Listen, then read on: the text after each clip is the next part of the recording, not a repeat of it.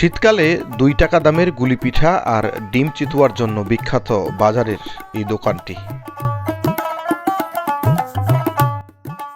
শীতের শুরু থেকে শেষ পর্যন্ত এখানে গুলি পিঠা আর ডিম চিতুয়া খেতে ছুটে আসেন ভোজন রসিকরা। ঠাকুরগাঁয়ের বালিরেঙ্গি উপজেলার ভানুর ইউনিয়নের কাঁচকালী বাজারে অবস্থিত এই দোকানটি। এই দোকানের ডিম চিতুয়া আর গুলি পিঠা আপনি একবার খেলে বারবার খেতে চাইবেন। গেল এক যুগেরও বেশি সময় ধরে এই দোকানটি চালাচ্ছেন বাপু ছেলে।